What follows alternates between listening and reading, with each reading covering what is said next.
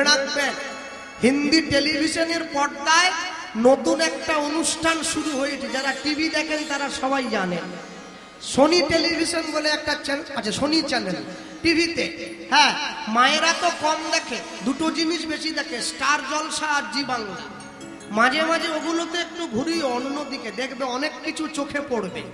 Mobile খুললে দেখা যায় কি, সোনি চ্যানেলে নতুন একটা অনুষ্ঠান শুরু হয়েছে, গানের অনুষ্ঠান, সুপারস্টার সিঙ্গার জুনিয়র, বাচ্চা ছেলে মেয়েদের গানের অনুষ্ঠান। গোটা ভারতবর্ষের মধ্যে থেকে সব থেকে শ্রেষ্ঠ বাচ্চা ছোট সঙ্গীত শিল্পীকে বেছে নেওয়া হবে যাচাই করে। একটা ছেলে এসেছে গান গাইবার জন্য। হ্যাঁ, ছেলেটার নাম হচ্ছে ভাগবত দাস ব্রহ্মচারী। দেখেছেন আপনারা মোবাইলে, কদিন ধরে খুব দেখাচ্ছিল। আমি দেখলাম গত পরশুদিন। ছেলেটা 8 বছর বয়স, মাথা নেড়া, মাথায় শিখা, গলায় তুলসীর মালা, হরে কৃষ্ণ বলতে বলতে এসে দাঁড়িয়েছে মঞ্চে। সারা ভারতবর্ষের শ্রেষ্ঠ গায়িকা নেহা কক্কর, তাকে সবাই চেনে। সেই রাজ, সেই মহিলা গায়িকা ছেলেটিকে সম্বোধন করছে, হ্যালো। এটা সম্বোধন হিন্দিতে, ইংরেজিতে হ্যালো সম্বোধন। ছেলেটা উত্তর দিল, হাই হ্যালো ছাড়ো, হরে কৃষ্ণ বলো। গোটা ভারতবর্ষের মানুষ অবাক হয়ে গেছে ওইটুকু ছেলেটার মুখের কথা শুনে। কি বলছো? বলে হ্যাঁ, হাই হ্যালো ছেড়ে দাও, হরে কৃষ্ণ বলা অভ্যাস করো। তাকে প্রশ্ন করেছিল বিচারকরা যে তুমি এই বয়স থেকে ভগবানকে ভালোবাসো কি জন্য? ঠিক মতো করে কথা বলতে পারে না। একজনা বলছে তোমার বাড়ি কোথায়? বলছে আমার বাড়ি কোথায় জানো? ভগবান শ্রীকৃষ্ণ একটা আঙুলে করে পর্বত ধরে রেখেছিল 7 দিন।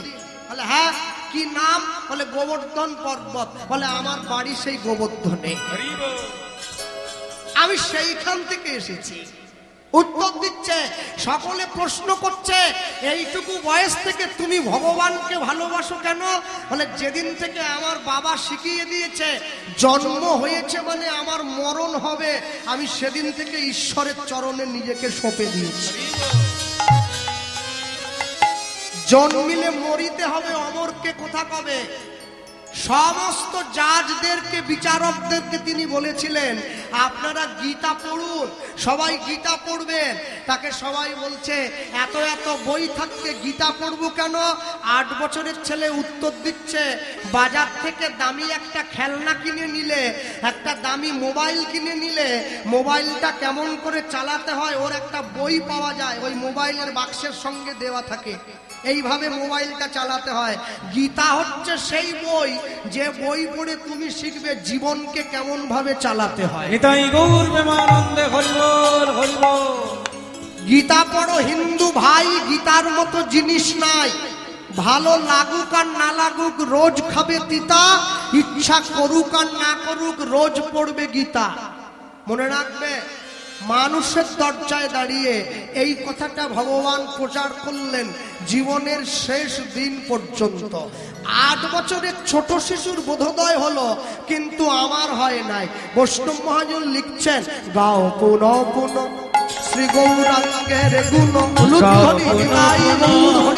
শ্রী গৌরাঙ্গের গুণ, তোমরা গৌরাঙ্গের গুণ গাও, গুণ গাও।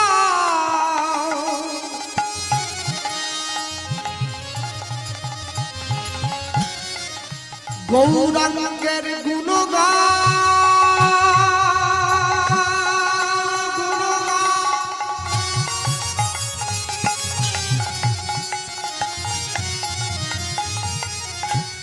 আস্তে, যারা বসে আছেন মায়েরা একটু আমার দিকে তাকান। দুমদাম করে কাপড় ধরে উঠে যেতে হবে নি। যখন ভালো না লাগবে আমাকে বলবেন, বাবা এবার থামিয়ে দাও, আমাদের ঘুম পাচ্ছে। ঘর মালিক বলে দিয়েছে টাকা আপনি পেয়ে যাবেন, কোনো চিন্তা নেই। অতএব তোমরা ছটফট করবে নি। যারা বাড়ি যেতে চায় জায়গা দিয়ে দাও, আর যারা যেতে চাওনি সরে এসে একটু বসবে। হ্যাঁ, তবে সকলে প্রসাদ পেয়ে যাবেন, না পেয়ে কেউ যাবে না। গাও পুন পুন, আস্তে। কারা কারা বাড়ি চলে যাবে হাত তুলে দেখি তো। কম লোকে তুলেছে।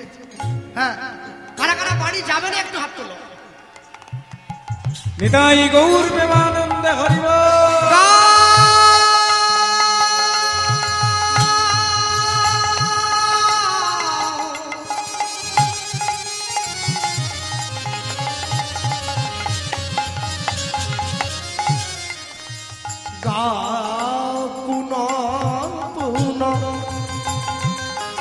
শ্রী গৌরাঙ্গের গুণ গাবন পুন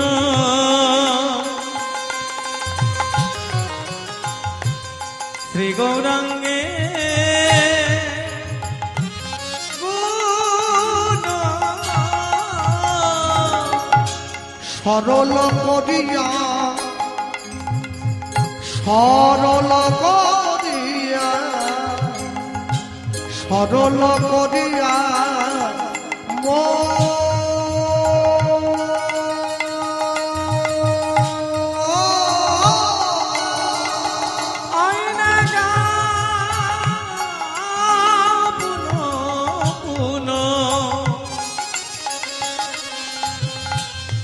শ্রী গৌরাঙ্গে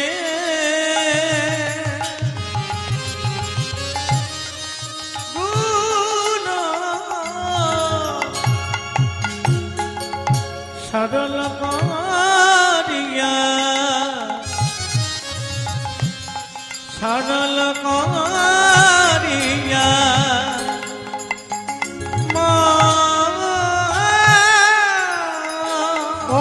দিন ভুবনে আমি এমন দয়াল না দেখায় একজ বলিয়ে দিন ভুবনে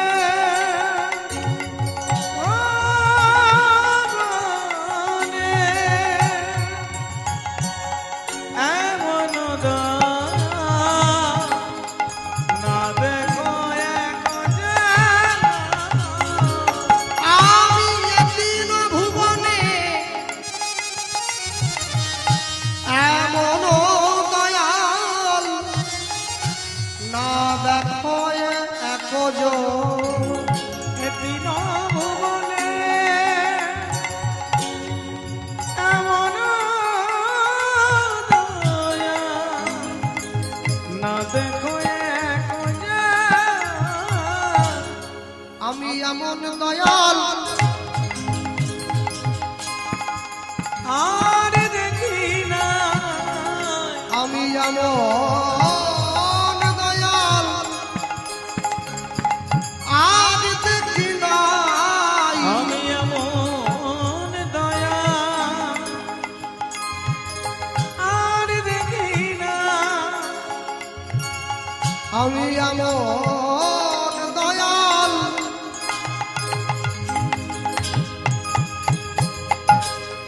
আজ দেখি নাই আমি এমন দয়া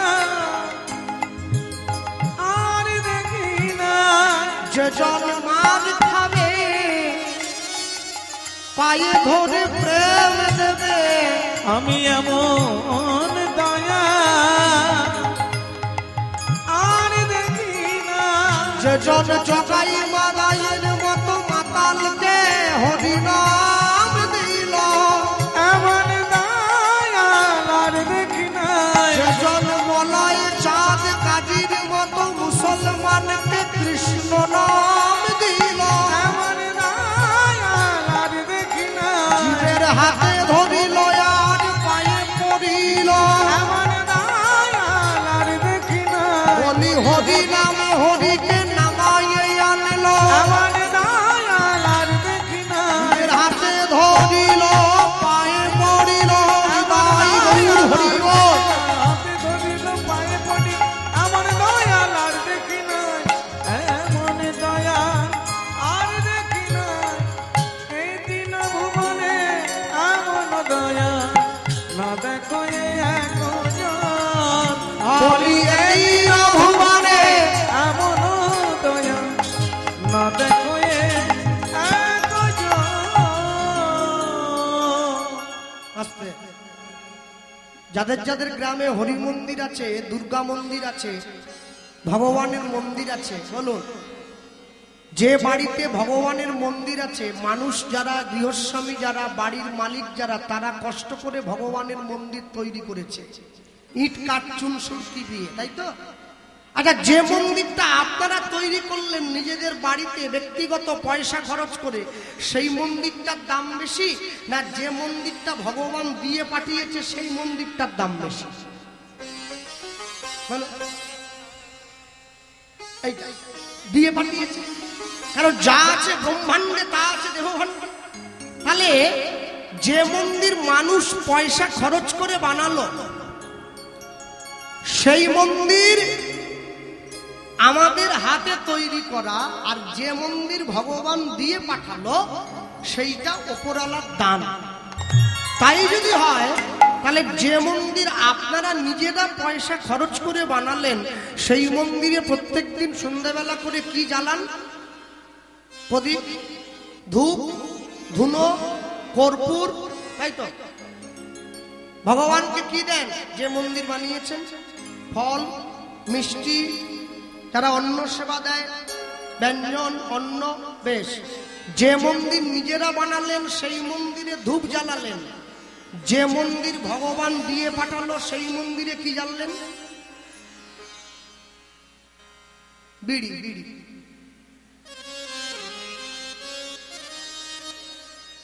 যে মন্দির নিজে বানালেন সেখানে ধূপ জ্বালালেন, যে মন্দির ভগবান দিয়ে পাঠালো সেখানে বিড়ি জ্বালালেন। ভগবানকে সেবার জন্য ফল দিলেন, আর নিজের সেবার জন্য দোকান থেকে লাল জল কিনে আনলেন। এর জন্য শাস্ত্র পড়ার দরকার নেই, বিবেকটা খোলা রাখলেই হয়। সবকিছু কি বইতে লেখা থাকে নাকি? হ্যাঁ, যে সমস্ত লোকেরা আমিষ খায়, চাকরি করে বড় অফিসে, রবিবার দিন সকালবেলা মুদিখানা সবজির বাজার করতে যায়, সপ্তাহে একদিন ছুটি, যে ব্যাগে করে মাছ মাংস কিনে নেয়, ঠাকুরের ধূপ মোমবাতি কি সেই ব্যাগে নেয় নাকি? ওটা এই হাতে থাকে, মাছ মাংসটা এই হাতে। কেন আলাদা? কেন কেন আলাদা? কেন? বইতে লেখা আছে। আলাদা কেন করে? বিবেকটা সাড়া দিচ্ছে না, উচিত হবে না কাজটা। বিবেক যদি জাগ্রত না হয়, শত উপদেশের কোনো কাজ হয় না। হ্যাঁ, আমার বাবা বলতেন, বলে জানো, তুমি মালা করলে, তুমি তিলক ধারণ করলে, তুমি গুরু দীক্ষা নিলে, তুমি নিরামিষ সেবা করলে, তুমি ভগবানকে ভোগ দিয়ে প্রসাদ পাও, মৃত্যুর পরে এগুলো আগে বিচার হবে না বাবা, আগে বিচার হবে তুমি কর্ম কি করেছো। তুমি মালা পড়েছ, তুমি তিলক করলে, তুমি একাদশীর দিন নির্জলা থেকে নিরম্বু একাদশী ব্রত করে নিজের দিন উদযাপন করছো, 1 লক্ষ মালা করছো, একাদশীর দিন 1 লক্ষ মালা, আর তোমার দরজায় যদি একটা গরিব ক্ষুধার্ত এসে দাঁড়ায়, তুমি তাকে দূর দূর করে তাড়িয়ে দিলে, তোমার একাদশী নষ্ট হয়ে যাবে। হ্যাঁ, আগে কর্ম ভালো করো। কর্ম তোমার ভালো হলে ভাগ্য তোমার দাসী, হৃদয় তোমার ভালো হলে ঘরেই মথুরা কাশী। তাই যদি হতো, যত লোকে পুরী যাচ্ছে সবাই তো জগন্নাথ দেবকে দেখতে পেয়ে যেত। পায় কি? পুরী যাচ্ছে কেন? ক্যাংড়া ভাজা খাওয়ার জন্য। হ্যাঁ, বড় বাটিতে করে সমুদ্রের ক্যাংড়া নিয়ে ঘুরছে সমুদ্রের ধারে। এইবারে মুখোমুখি পড়ে গেছে, বাড়ি কোথায়? বলে পশ্চিম মেদিনীপুর, ঘাটাল। আপনার? বলে আমারও মেদিনীপুর। আমাকে দেখে লুকোচ্ছে, কোথায় যেন দেখেছি আপনাকে। বলে কোথায়? ও হ্যাঁ ঠিক, আমাদের কেবিলে আপনার কীর্তন দেয়। আপনি কি করছেন এখানে? তাহলে কেন তুমি আসতে পারো, আমি আসতে পারি? জগন্নাথ দেব কি আমার জন্য নোটিশ দিয়েছে যে আমি আসবো পুরীতে? কি লুকোচ্ছ মা? বলে ওটা আপনাকে দেখানো যাবে না। এমন খাবার খাচ্ছে লোককে দেখানো যাবে না। হ্যাঁ, মদ যদি 1 লক্ষ টাকা দাম হয়, ওটা বাঁশ বনে গিয়ে খেতে হয়। দুধ যদি 10 টাকা কিলো হয়, বাড়ির সবার সামনে বসে। দুধ আর মদের হচ্ছে এইখানে তফাৎ। আস্তে হ্যাঁ হাততালি তো দিলেন, আমি বুঝেছি। আর কথা হচ্ছে কিছু মানুষ আছে তারা কীর্তনিয়ার বেশ ধরে সমাজকে কলুষিত করছে, তারা মানুষের মধ্যে ভুল ভ্রান্তি ছড়িয়ে দিচ্ছে। তুলসীর মালা পরার দরকার নেই বলছে, শিবের নাকি 10,000 বউ ছিল, সে কোন বইতে পড়েছে? হ্যাঁ, তা আমাকে কালকে দক্ষিণ 24 পরগনায় একজন এসে বলছে, দাদা আপনি গান করলে পয়সা কম নেন ঠিক আছে, সে অনেক বেশি টাকা নেয়, 1 লক্ষ টাকা নেয়, আপনার তো তা 3 ভাগের 1 ভাগ। আমি কি করবো, আমি যেমন মানুষ আমার তেমন টাকা। বলে তাহলে সে যেমন টাকা নেয়, আচ্ছা বলুন দাদা, সে যদি সব কথা ভুল বলে তাহলে তার গানে কেন 10,000 করে লোভ হয়, আপনার তো হয়নি? তা আমি তাকে ছোট্ট ভাষায় একটা কথা বলেছিলাম, মদের দোকানে ভিড় বেশি না দুধের দোকানে ভিড় বেশি? বলে মানে আমি বুঝতে পারছেন নি, মদের দোকান তো শাটার গ্রিল দিয়ে লাগানো আছে, লোকে গ্রিলের ফাঁকা দিয়ে হাত বাড়িয়ে দিচ্ছে, আর দুধের দোকানদারের কোনো খদ্দার নাই, ও বেটা একটা সাইকেলে 2টো টিফিন কৌটো বেঁধে প্যাপু বাঁশি বাজিয়ে গোটা গ্রামে ঘুরে বেড়ায়, 10 টাকা না 20 টাকা করে কিলো, তাও লোকে নেয় না। বলে মদের দোকানে বিরাট লাইন পড়ে, দুধের দোকানে খদ্দার নাই।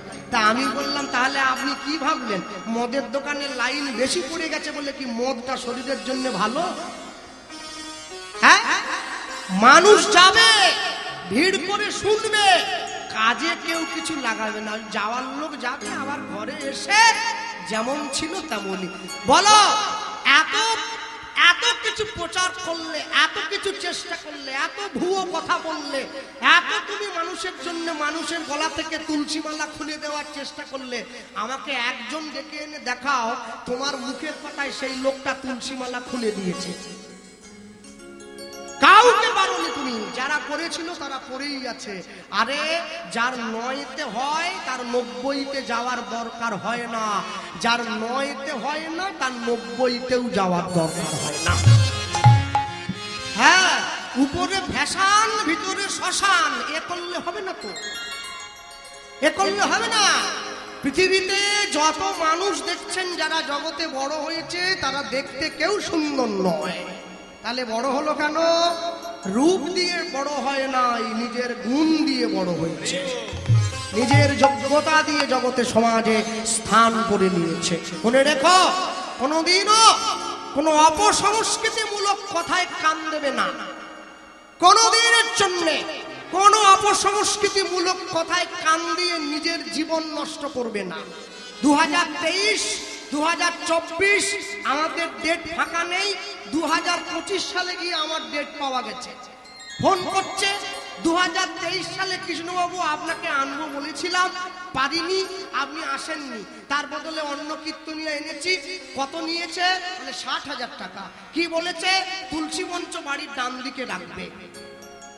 2024-এ আপনাকে ফোন করলাম, ডেট নেই, আপনার বদলে আরেকজনকে আনলাম, সে কত নিল? বলে 80,000 টাকা। সে কি বলেছে? তুলসী মঞ্চ বাঁ দিকে রাখবে। 25-এ আপনি আসবেন, আপনার কাছে এখন থেকে ফোন করে জানছি কোন দিকে রাখবো। আমরা চিন্তায় পড়ে গেছি। আমি চিন্তা করছি শালা দুদিকই তো বলে গেছে, ডান দিক বাঁ দিক, আমি কোন দিকটা বলবো? কাটান তো দিতে হবে কিছু একটা, বলে পালিয়ে গেলে তো হবে না। আমি বললাম আমার তো অত টাকা নয়। বলে না, তাহলে আপনি একটা বলুন, কিছু একটা বলুন। আমি ভাবছি, আমি বললাম দেখো দুদিকই তো বলে দিল, ডান দিকও বলে দিল, বাঁ দিকও বলে দিল, আমার যদি কথা শোনো তাহলে একটা শিকেতে করে বাড়ির দরজার সামনে ঝুলি রাখো, বেরোলেই যেন মাথায় ঠকাস করে বাড়ি খাও, তাহলে বুঝবে তুলসী মঞ্চ আছে। শোনো, এইসব বাজে কথায় কান দেবে না কেউ। ওই ডান দিক বাঁ দিক সামনের দিক পিছনের দিক যার যেদিকে খুশি রাখবে, মোট কথা হলো বাড়ির দরজায় তুলসী মঞ্চ রাখতে হবে। তুমি যদি হিন্দু হও, তোমাকে বাড়ির দরজায় ভগবানের স্থান দিতে হবে। যার ডান দিকে জায়গা নেই সে বাঁ দিকে রাখবে, যার বাঁ দিকে জায়গা নেই সে ডান দিকে রাখবে, যেদিকে খুশি রাখবে।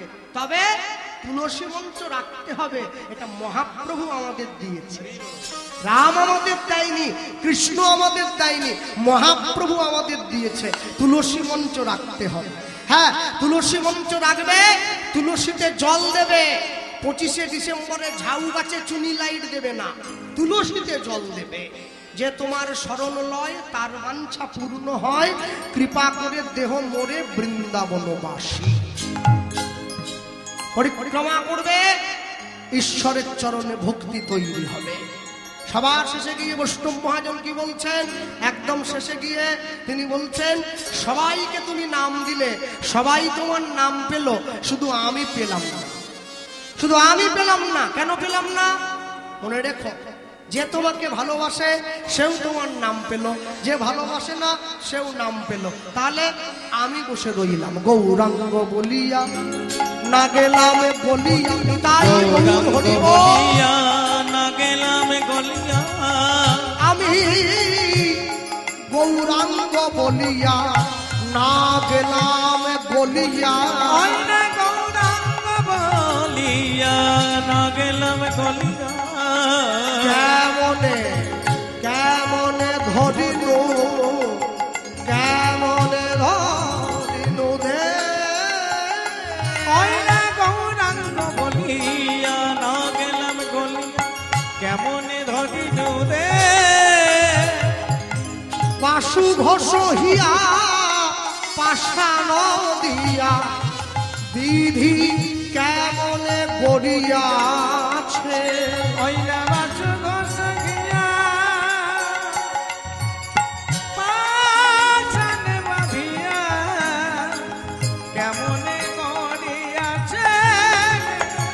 বলি বাসু ঘোষ হিয়া পাষাণ দিয়া, বিধি কেমনে গড়িয়াছে, বলি বাসু ঘোষ হিয়া পাষাণ দিয়া, কেমনে গড়িয়াছে। বলি আমার ভাগ্যে হলো না, আমার ভাগ্যে হলো না গো, বলি আমার ভাগ্যে হলো না, আমার ভাগ্যে হলো না গো। বলি সবাই তোমার নাম পেল, আমার ভাগ্যে হলো না গো। এমন পতিত পাবন অবতারে, আমার ভাগ্যে হলো না গো। বলি আমি পতিত রইলাম করে, আমার ভাগ্যে হলো না গো। বলি পতিত পাবন অবতারে, আমার ভাগ্যে হলো না গো। বলি আমি পতিত রইলাম করে, আমার ভাগ্যে হলো না গো। বলি পতিত পাবন অবতারে, তাই গৌর হরি হরি বল, পতিত পাবন আমার ভাগ্যে হলো না গো। পতিত পাবন অবতারে আমার ভাগ্যে হলো না গো। আমার ভাগ্যে হলো না গো। বলি বাসু ঘোষ হিয়া পাষাণ দিয়া, কেমনে গড়িয়াছে, বলো বাসু ঘোষ গিয়া পাষাণ দিয়া, কেমনে গড়িয়াছে।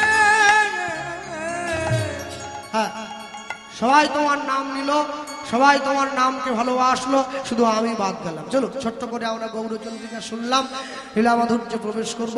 আর প্রবেশ করতে গিয়ে সবার আগে বলবো, এই জায়গায় দাঁড়িয়ে ভগবানের কথা বলতে গিয়ে আমরা বলবো, বিগত 7 দিন ধরে আপনারা সকলে শ্রীমদ্ ভাগবতের কথা শ্রবণ করলেন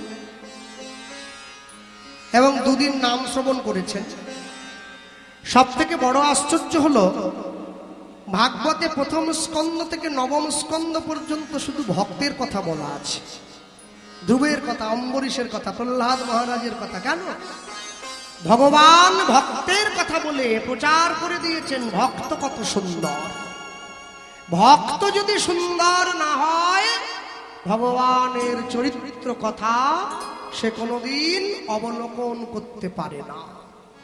ভক্ত যে কত সুন্দর, হ্যাঁ, ভগবান কত সুন্দর নিজের মুখে বললে বোঝা যায় না, আগে ভক্তের মুখ দিয়ে বলিয়েছেন তিনি, আমি কত সুন্দর। সেই কথাকে মর্যাদা দিয়ে ভক্ত মোরে খাওয়াইলে তবে আমি খাই, ভক্ত মোরে না দিলে মই উপবাসে যাই, ভক্ত মোর মাতা পিতা, ভক্ত মোর গুরু, ভক্ত ভালোবেসে আমায় ডাকে বাঞ্ছা কল্পতরু। আর সব থেকে বড় কথা, ভক্ত ভগবানকে বাঞ্ছা কল্পতরু বলে ডাকে, ভক্ত মোর মাতা পিতা, ভক্ত মোর গুরু। আর এই মালা পরে প্রচন্ড গরমে আমার যন্ত্রণা হয়েছে শুরু, হ্যাঁ, ঘামে একবারে গা বয়ে যাচ্ছে দুরু দুরু। যাক, প্রচন্ড গরম, তার উপর রজনীগন্ধার মালা, যদিও পাখা চোখগুলার চলছে, আমি তবু বলতে গিয়ে বলবো, সব থেকে বড় আশ্চর্য হলো, এটা মালা নয়, মণিময় হার। এ মণিহার আমায় নাহি সাজে। হ্যাঁ, সবসময়ের জন্য মনে রাখবেন, ভগবানকে ভালোবাসা, ভগবানকে সেবা দেওয়া, ভগবানের জন্য কর্ম প্রতিপালন করা পরম সৌভাগ্যের কথা। যে সমস্ত বাবা মায়েরা বসে আছেন, দাঁড়িয়ে আছেন চারদিকে, আপনারা চাইলে আপনাদের বাড়ির ছেলে মেয়েদেরকে ডাক্তার, ইঞ্জিনিয়ার, উকিল, ব্যারিস্টার তৈরি করতে পারেন, কিন্তু চাইলেই বাড়ির ছেলে মেয়েদেরকে ভক্ত তৈরি করতে পারবেন না। পারবেন কি? পারবেন না। ভক্ত হওয়া বড় শক্ত। পণ্ডিত রয়েছে বসে, গাছের ফল গাছে রয়েছে, বৃন্ত পড়েছে খসে। সাধু হওয়া যদি এত সহজ হতো, তাহলে দেশে চোর কমে যেত, সাধু বেড়ে যেত। দেশে চোর বেড়ে গেছে, সাধু কমে গেছে। মেকে ছিল নন্দের পুত্র কানু, যদি বলো ব্রজের ধুলা হেতায় কোথায় ছিল, যেইখানেতে নাম সংকীর্তন সেই বৃন্দাবন হলো। তাহলে তাই যদি হয়, তাহলে মানুষ বৃন্দাবনের গুরুত্ব না বুঝে তারা বৃন্দাবনে ধানের চাষ করছে। রূপ গোস্বামী পাদ বললেন করো না। কেন? এইখানে ধান চাষের জন্য নয়, ব্রজের ধুলায় গড়াগড়ি দিয়ে নিজের তাপিত পরাণকে শীতল করো। এই যে পিছন দিকে দেখছেন, যার শ্রীবিগ্রহের চিত্রপট রাখা আছে, রাধা গোবিন্দ, পৃথিবীতে সব থেকে বড় পাগলের ডাক্তার কে জানেন? শ্রীমতী রাধা রানী। আর সব থেকে বড় পাগলদের জায়গা হচ্ছে বৃন্দাবন। ওখানে সব পাগল, কোনো সুস্থ লোক থাকে না। যদি বলো ভাই কেন এ কথা বলছো, বৃন্দাবনে আমাদের ছোট একটা মঠ আছে কেশিঘাটের কাছে। আমি প্রথমবারে গিয়ে অবাক হলাম, পাগল না হলে কেউ 21 কিলোমিটার গিরি গোবর্ধন পায়ে হেঁটে ঘোরে, তাও আবার খালি পায়।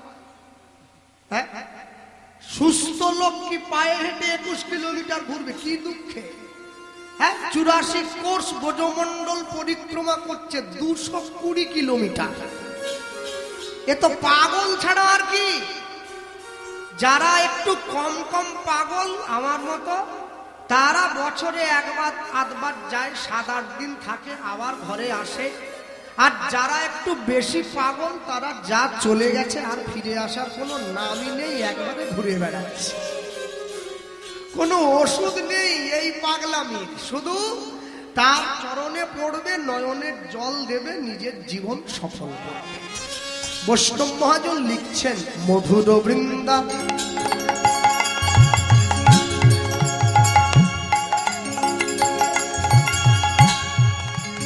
মধুর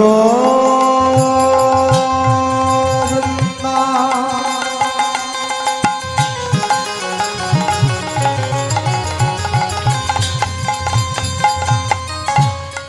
আচ্ছা এটা পশ্চিম মেদিনীপুর তো? বা মায়েরা কি উলুধ্বনি দিতে পারো? হ্যাঁ বললে হবে না, দিয়ে দেখাতে হবে। হরিবল হরিবল। মধুর বৃন্দা নিতাই গৌর হরি বল।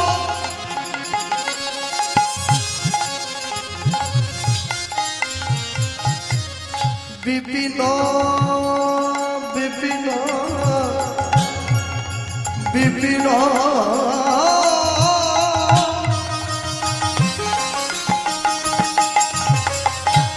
বিপিন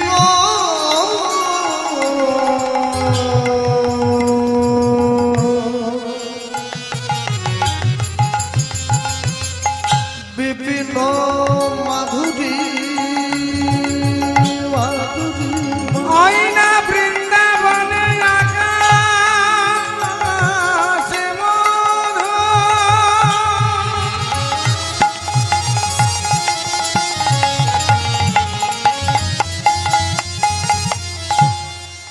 অগ বৃন্দাবনে বাতাস মধু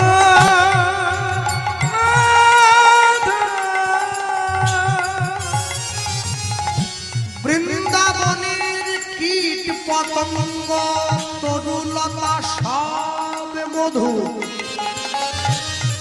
বড় মধুর সেই বৃন্দাবন বৃন্দাবন বৃন্দাবন ওই না মধুর বৃন্দা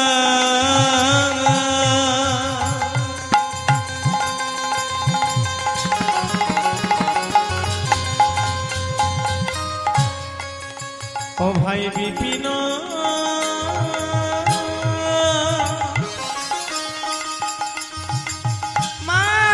মাধুরী দেখো ভাই প্রবেশ চাতুরী প্রবেশ চাতুরী সার প্রবেশ চাতুরী সার ওই না মধুর বৃন্দা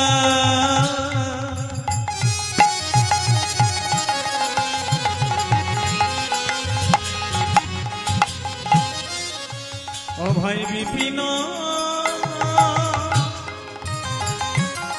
মাধুরী প্রবেশ চাতুরী ওই না প্রবেশ চাতুরী প্রবেশ চাতুরী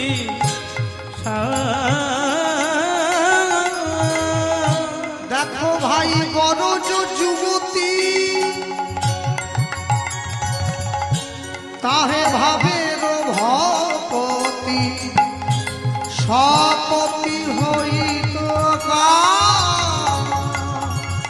দেখো ভাই বড় যুবতী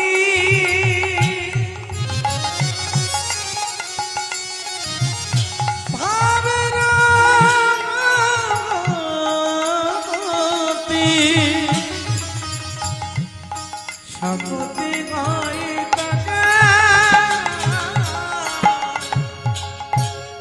মধুর বৃন্দা বিপিন মাধুরী প্রবেশ চাতুরী সার বরজ যুবতী ভাবের ভপতি সপতি হইত কার। আস্তে যারা এখানে বসে আছেন সবাই যে নিরামিষ সেবা করে আমি সে কথা বলবো না, বলতে পারিও না, কারণ কেউ কেউ একটু আমিষ টামিষও পছন্দ করে, তা কেউ কেউ নিরামিষও খায়, কেউ কেউ ভগবানকে সেবা দিয়ে প্রসাদও পায়। দেখবেন আমাদের বাংলায় যখন আমরা ভগবানকে সেবা দেই, আমরা ভগবানকে সেবা দেওয়ার সময় ভোগের থালাটা ঠাকুর ঘরে ঢুকিয়ে দিয়ে দরজাটা বাইরে থেকে বন্ধ করে দেই। এবারে দরজার বাইরে দাঁড়িয়ে কীর্তন করি। কারো গুরু ঘরের নিয়ম আছে ভজ পতিত উদ্ধারণ শ্রী গৌর হরি, কেউ বা বলে ভজ ভকত বৎসল শ্রী গৌর হরি। যার গুরুদেব যে শিক্ষা দিয়েছে সে সেইভাবে ভগবানকে সেবা দেয়। যিনি সেবা দিচ্ছেন উত্তরীয়র মধ্যে হাতটা নিয়ে গিয়ে আচমনটা সেরে নিচ্ছেন, তারপর তিনটে তালি দিয়ে পর্দাটা সরিয়ে দিলেন। এই ভোগ হলো, তারপরে প্রসাদ বাইরে আসবে, সবাই প্রসাদ পাবে। এটা আমি আমাদের বাংলার কথা বলছি। আমি যখন ব্রজে গেলাম, আমি ব্রজে গিয়ে দর্শন করছি, আমরা ভগবানকে সেবা দেই দরজাটা বাড়ির বাইরে থেকে বন্ধ করে। আমি যখন 64 মহান্তের সমাধি দর্শন করতে বেরিয়েছি, আমি দেখছি এক ব্রজ মা সে দুপুর বেলায় ভগবানকে সেবা দেওয়ার জন্য তাড়াহুড়ো করে ভোগের থালাটা নিয়ে ঠাকুর ঘরে চলে যাচ্ছে, ছুটে যাচ্ছে, বেলা গড়ে যাচ্ছে। তো তা আমি ভাবলাম দেখি কই আমাদের মতো করে সেবা দিতে জানে নাকি, শিখেছে নাকি। হ্যাঁ, এইবারে দেখেই চমকে উঠলাম। আমরা ভগবানকে সেবা দেই দরজাটা বাড়ির বাইরে থেকে বন্ধ করে, আর সেই ব্রজ মা সে ভগবানকে সেবা দিচ্ছে, ঠাকুর ঘরের ভেতরে ঢুকে ভোগের থালাটা রেখে দরজাটা বাড়ির ভেতর থেকে বন্ধ করে দিয়েছে। আমি বললাম এরকম সেবা তো আমি কোনোদিন দেখি নাই, একই সেবা তাহলে কি শিক্ষা দীক্ষার ঘরে যায় নাই? হ্যাঁ, আধ ঘন্টা দাঁড়িয়ে রইলাম। আধ ঘন্টা পরে সেই মা যখন বেরিয়ে এসেছে একেবারে ঘেমে নিয়ে গেছে, ঘামটা মুছতে মুছতে দরজাটা খুলেই দেখছে একটা ছেলে দাঁড়িয়ে। কি ব্যাপার? আমি বললাম মা আমি মেদিনীপুর থেকে এসেছি, আমার বাড়ি মেদিনীপুর, এসো ভেতরে এসো। গেলাম, বসো। কিছু বলবে বাবা? আমি বললাম একটা কথা জানার জন্য ছুটে এসেছি। বলো। আমরা যখন বাংলায় ভগবানকে সেবা দেই আমরা দরজাটা বাড়ির বাইরে থেকে বন্ধ করে দেই। আপনি যখন ভগবানকে সেবা দিচ্ছেন মা, আমি দেখলাম আপনি দরজাটা বাড়ির ভেতর থেকে বন্ধ করে দিলেন, এরকম কেন করলেন? সেই মা আমাকে উত্তর দিল, আপন ভজন কথা না কহিব যথা তথা। এটা বলা উচিত নয়, তবে তুমি যখন আমার কাছে জানতে চাইলে আমি তোমায় বলবো। কি? শোনো, স্কুলে পড়েছো? আমি বললাম একটু। আচ্ছা বেশ। কখন যেতে স্কুল? বললাম কেন সকাল 10টায়। বা কখন আসতে ফিরে? বললাম বিকেল 4টে। ভালো করে ভেবে বলো, স্কুল থেকে যখন বাড়ি ফিরে আসতে তোমার খিদে পেত না? আমি বললাম ভীষণ। রাস্তার থেকে মাকে ডাকতাম, মা আমার খিদে পেয়েছে, খাবারটা তৈরি রেডি করো, আমি যাচ্ছি, খাবার বাড়ো খাবার বাড়ো। তা মা একবারে তৈরি করে নিয়ে থালা দাঁড়িয়ে আছে, আমি যেতাম বইয়ের ব্যাগটা ছুঁড়ে ফেলে দিয়ে একবারে ছুটে খাবারের থালায়। তা তুমি এবারে বলো, আমাকে প্রশ্ন করছে, তুমি যে মায়ের কাছে খাবার চাইলে তোমার মা যে তোমায় খেতে দিল, বলো বাবা তোমার মা কি তোমাকে খাবারের থালাটা দিয়ে তোমার মা কি কাকিমার সঙ্গে গল্প করতে চলে যেত? আমি বললাম না, মা আমার কাছে বসে থাকতো। কেন থাকতো? আরে কেন থাকতো আবার কি, ছেলের কখন কোনটা লাগবে দিতে হবে না? ডাল চাই কি আরেকটু বিচে কলার ভাজা চাই, তা মা যদি চলে যায় আমাকে দেবে কে? বলে উত্তর তো তুমি দিচ্ছ, আমায় বলছো কেন? আরে কেন? বলে তুমি যে গোবিন্দের ঘরে ভোগের থালাটা ঢুকিয়ে দিয়ে দরজাটা বাইরে থেকে দাঁড়িয়ে বন্ধ করে কীর্তন করছো, মনে করো আমার গোবিন্দের আরেকটু ডাল চাই, কাকে বলবে? হ্যাঁ, এই হচ্ছে সেবা। তাহলে না না মা আমি আবার কাটান দিচ্ছি, মা আমরা বেশি বেশি করে দেই। তুমি কি ভাবছো ছোট বাটি না বড়? ভগবানের জন্য বড় থালা কিনেছি, বড় বাটি। শোনো, থালা বড় কিনেছ, বাটি বড় করেছ, ডাল অন্ন সবজি সব বেশি বেশি দিলে, জল তো 1 কলসি দাওনি, ওটা 1 গ্লাসই দিয়েছ। তাই দিয়েছি। তাহলে মনে করো আজকে আলু পটলের রসায় বড্ড ঝাল হয়েছে, আমার ভগবানের আরেক গ্লাস জল চাই, কাকে বলবে? এইবারে আমার কাছে তো আর উত্তর নেই, আমি চুপচাপ দাঁড়িয়ে আছি। বলে শোনো বাবা, তোমরা বাংলার মানুষ যারা, তোমরা ভগবানকে ভালোবাসো ভগবান বলে, আমরা বৃন্দাবনের মানুষ যারা, আমরা ভগবানকে ভালোবাসি ঘরের ছেলে বলে। রান্না করব, খাওয়ার ঘরে নিয়ে যাব, খাইয়ে দেবো, মুখ ধোয়াবো, মুখ মোছাবো। ছেলেটা বড্ড দুষ্টু, একটা লাঠি রাখতে হয় কাছে, দুপুরবেলা শুধু বেরিয়ে চলে যায় এর বাড়ি তার বাড়ি, শুধু ননি চুরি করে। লাঠিটা দেখেই ঘুম পাড়াবো। কি বলছো? যার চোখ দেখে রাবণ কুম্ভকর্ণের মতো বড় বড় বীর সব ভয়ে ঠান্ডা হয়ে গেল, তুমি তাকে প্যাকাটি দিয়ে ভয় দেখাবে? বলে দেখাবো না, ওটাই তো ভালোবাসা। হ্যাঁ, ভক্ত মোরে খাওয়াইলে তবে আমি খাই, ভক্ত মোরে না দিলে মই উপবাসে যাই। ভক্ত মোর মাতা পিতা, ভক্ত মোর গুরু, ভক্ত ভালোবেসে আমায় বলে বাঞ্ছা কল্পতরু। ভালোবাসাটা কি? ভালোবাসাটা এটাই, মানুষে প্রচার করেছে ভগবান নাকি একটা তুলসী পাতার একটা নকুলদানায় খুশি হয়ে যায়। এত সোজা নাকি? মামা বাড়ির আবদা, হ্যাঁ, একটা নকুলদানা তোমায় দিলে তোমার পেট ভরবে? বলে না। তাহলে ভগবানের পেট ভর্তি কি করে হবে? বলে নকুলদানা একটা দিতে হবে, ভালোবাসাটা দিতে হবে 1 লক্ষ টাকা দামের থেকেও বেশি, তবে পেট ভরবে। এত সহজ নয়। হ্যাঁ, 8 বছরের বাচ্চা ছেলে সে হরিনাম গায়, 80 বছরের বুড়ো সে ঘাটাল বাস স্ট্যান্ডে বসে তাস খেলে। 8 বছরের ছেলে কীর্তন গাইছে, মালা নিয়েছে, তিলক নিয়েছে, প্রসাদ সেবা করে, মালা জপ করে। 80 বছরের বুড়ো সে বাজার থেকে গেড়ি আর সুতি কিনে নিয়ে যাচ্ছে, বলে আমার এখন অনেক দেরি আছে। হ্যাঁ, বড় আজব এই মনুষ্য জাতি।